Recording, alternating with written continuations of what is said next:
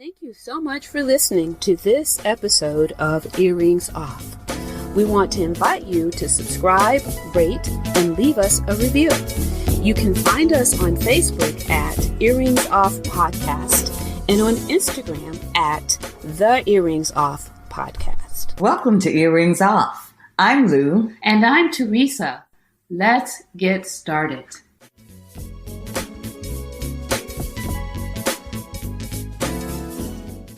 Today we have with us Lynn Cherry. Lynn is a pickleball fanatic. She learned about the sport in 2018, and now she interviews the game's best on her podcast, Pickleball Fire. Lynn is going to talk to us today about this sport that has been dubbed the fastest growing in America. Welcome, Lynn, to Earrings Off. It is great to be on your show today. Thank you for having me. Oh, very good. We're going to jump right into the questions. Lynn, tell us, where and when was pickleball invented, and how did it receive its unique name? Pickleball was actually invented quite a while ago. It was invented in 1965 on Bainbridge Island in Washington. So it's been around for a long time, but it's just really become popular. And, you know, the name is an interesting thing. There's a couple different stories within the pickleball world about how the sport did get its funny name. One of them is that the inventors who started the game actually had a dog who liked to chase the ball. And I should mention that a pickleball is actually very similar to a wiffle ball. Mm-hmm. And so it's kind of a lightweight plastic ball. And apparently when they were playing the game, the dog loved to go and chase the ball and run off with it. And of course, the dog's name happened to be Pickles. So that's funny. That is one version of how the sport got its name. There's a little bit of controversy because one of the wives, it was actually three families who got together, you know, one weekend and were looking for something to do with the kids. But the other version is that one of the wives actually was a competitive rower. And apparently in rowing, and I had never heard this before, but apparently, you know, they put the best rowers in kind of the top boat. Yeah. And then the remainder of the people who probably aren't such good rowers, they are in the last boat, which is called the pickle boat. And so since she had that rowing background, that's kind of another version of where we think the name of the sport came from. Oh, okay. Nice. So, Lynn, when you were coming on, I went and tried to watch a bit and went on YouTube, looked at some championship games. And so tell us then, for our audience, for the benefit of our audience, how is the game played? The game is actually pretty simple, and it does have some similarities to tennis, badminton, and ping pong. Now, the biggest difference between pickleball and a sport like tennis is that the pickleball court is actually much smaller. So that can have a lot of advantages, certainly as you get older, if you've got injury problems. But you can play pickleball similar to, you know, tennis and badminton as a singles format or as a doubles format. I would say 95% of all pickleball you see played is doubles. And even at the professional level, they do have singles and doubles, but most of the pros do not play singles. So typically there's 4 people on the court, which actually lends itself to being, you know, very social because you do have that group. And, you know, you only get points when you serve, and the game is typically played to 11 points. And one of the things that you'll hear commonly in pickleball is something called the kitchen. And the idea with the kitchen is that you cannot hit a ball out of the air. So in other words, you cannot volley the ball if you're standing in the kitchen.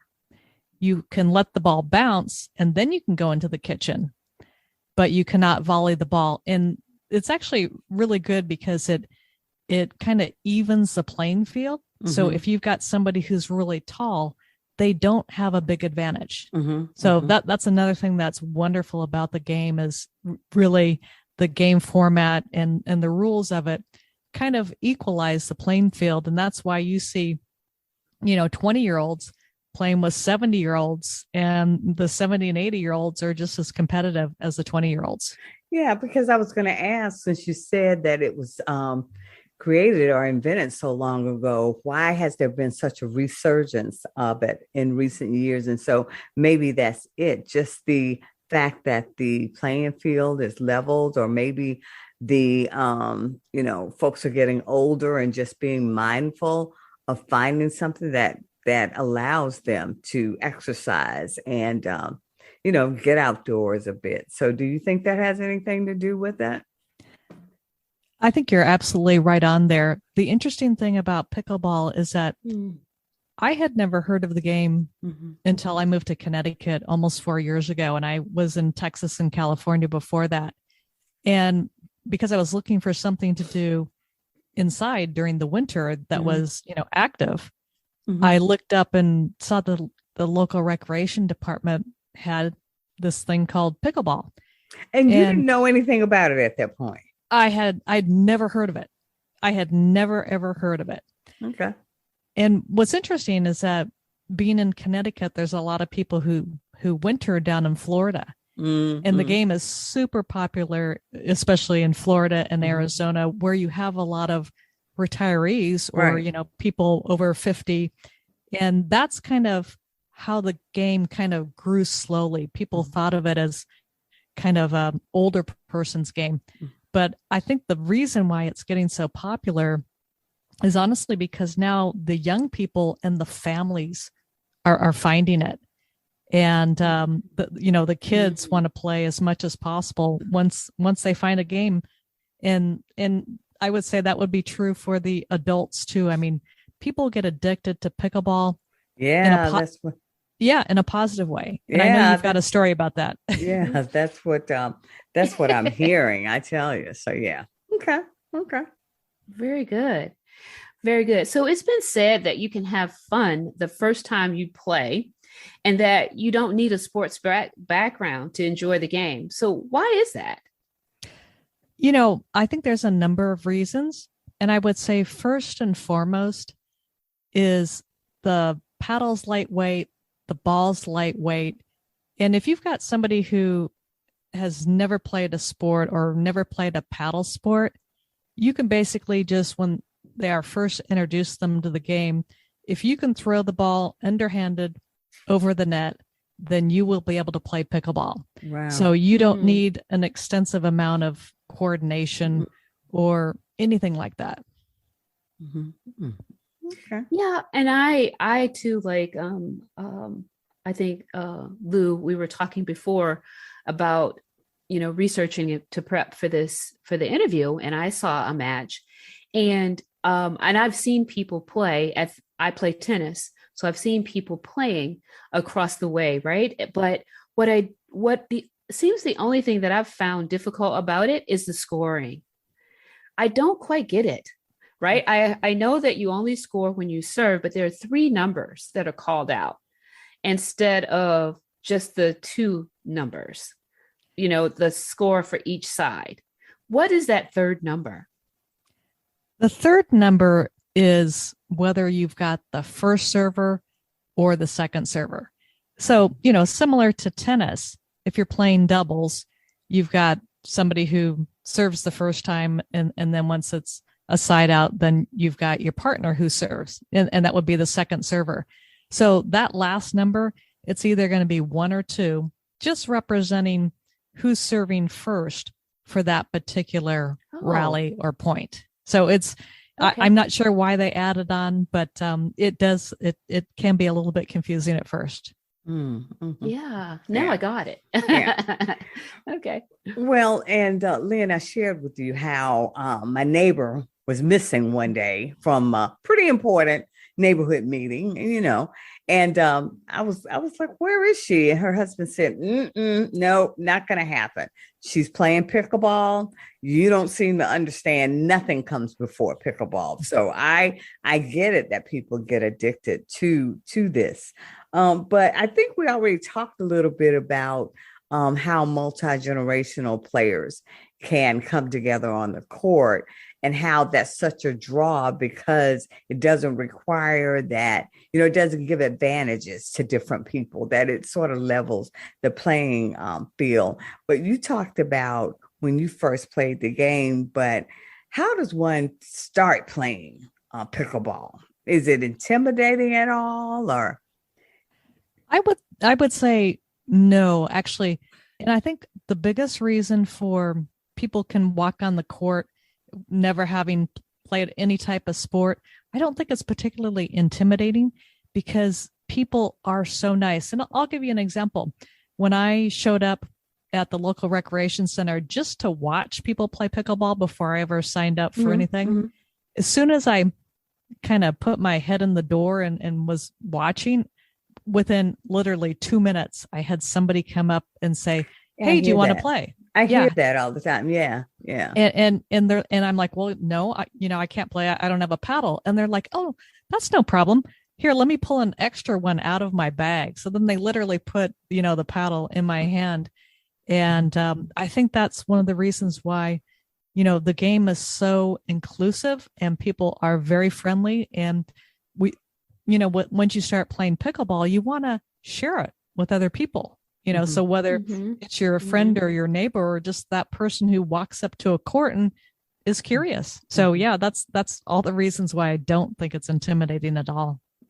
Wow. Nice. Okay. Yeah. So can you share a little bit about how it differs from tennis, badminton, and racquetball?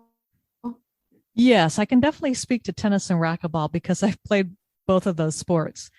And, I think, like I mentioned before, when you compare it to tennis is played on a much bigger court, and it really is a power game. And I would say very much the same thing about racquetball, because I played racquetball at a very high level when I was younger. And racquetball also is very much a power game. You win points by hitting the ball hard, whereas pickleball is much more of a finesse game. Placement is really important. Yeah. And again, I think that's why it's really a great game for people of all ages, because power is not as important as finesse. And the other thing that we would say too, and I hear this, there's a lot of former professional or very high level tennis players that I talk to on the Pickleball Fire podcast, and they say, playing tennis is like playing checkers. Playing pickleball, it's more like chess. It's just very, very strategic. And, you can be very creative with your play in order to win a point. So it's not about hitting an ace serve. It's not about driving the ball really hard down the line like you would in tennis. So I think that's the biggest difference between the sports. Yeah, I feel like, I know that there are some tennis players who play tennis like chess and not with the power. And I'm speaking from experience because the worst beating I ever took were from ladies. It was a doubles match, and ladies who were probably 30 years older than me. And they did not hit the ball hard at all, but their placement was impeccable. It was quite embarrassing. So, Lynn, so why would you say that it's what's behind pickleball being the fastest growing sport in the U.S.? I think maybe we've touched on that just a bit, but what would you say would be the reason behind that? At this point, I really think there's so many reasons. We've talked about a couple in the fact that it's a very inclusive, friendly game. You've got, you can play as an intergenerational sport, but I think more recently, certainly within the last 2 years, really what's happened is that there's a couple different professional pickleball tours. So there's a lot more media exposure. You can see pickleball now on ESPN and CBS Sports Network and other, major networks. And then two, there's a lot of people now promoting it in social media, and they not only promote it to their existing audiences, but they're trying to really grow and share the sport by bringing it to people who've never seen it before and never heard of it before. Now, you couple all of those things with the fact that while most players are in the US and Canada, there are now, I think, 68 member countries as a part of the International Federation of Pickleball. The International Federation of Pickleball is the organization that is bringing pickleball to the Olympics. And so, I mean, just the growth internationally is just, it's certainly years behind the US and Canada, but it's just going to start exploding. So then, Lynn, if someone, after hearing this broadcast, says, you know what, I want to learn about pickleball, I want to know more. So tell us again, please, about your podcast. And also, what are some other resources? What should people do if they say, you know what, I want to check that out? Where should they be going? Who should they be talking to? What can they do to get more information? What I would say is, if you're interested from the podcast here today and you're thinking about playing pickleball, you can certainly ask your friends if they know of anybody. But beyond that, you can go to pickleballfire.com/courts and find pickleball courts, there's thousands and thousands of them now. They could be dedicated pickleball courts. They could be tennis courts that have lines on it for pickleball. It's there's just so many options. So you can just put in your zip code and find something near you. If you think you might want to, start off with a little bit of instruction, you can also go to pickleballfire.com/instructors and you put that in. And again, just put in your zip code and you can call the phone number of instructors in your area and get started that way. And then one other thing I would say about getting started, just, from a cost perspective, generally, if you go outside and are playing outdoors at a park or something, there aren't any fees typically associated with just going out there and playing. Of course, if you get instruction, there'll be some fees. Right. But in terms of the paddles and the balls, you can get, a beginner set of paddles and balls for, 2 to 4 paddles, $50 or so. And, in the worst of the pandemic, during the lockdown in 2020, there was a lot of people who bought pickleball nets, and you can buy a pickleball net for anywhere from $50 to $100 and play, in your driveway, or if you've got a cul-de-sac or something, play there. So that's just kind of a number of different ways that you can get started. Okay. All right. Very good. Thank you for that. Yeah. So that's for beginners. What about people who know how to play and they want to advance their game? Yeah, that's a great thing about pickleball is that you can play just socially or for fun. You can also play competitively in tournaments, just like you would tennis or racquetball or badminton. There's also a number of clinics that are given by some of the professional players. And for example, the APP, the Association of Professional Pickleball, typically each time they have a tournament, they also have one of the top pros in the game who will teach those clinics. So if you are a competitive player, that's one way to get involved. And many of the paddle manufacturers, like Engaged Pickleball Paddles, they also have clinics.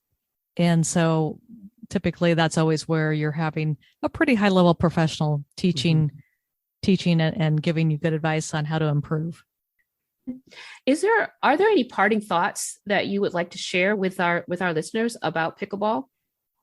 Yes, actually there are. One thing I would say is don't let the name of the game dissuade you. I can't tell you how many people I've had on the Pickleball Fire podcast who said, Lynn, I really couldn't imagine playing a game that's called pickleball.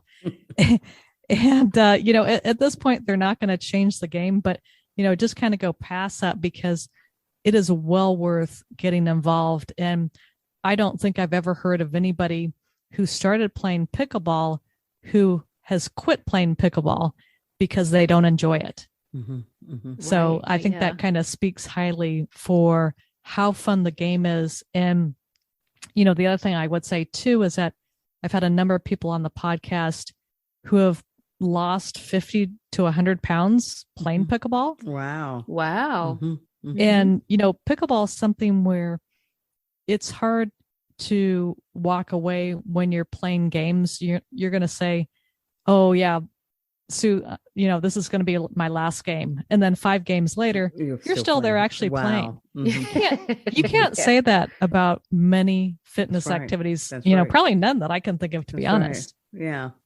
You're right.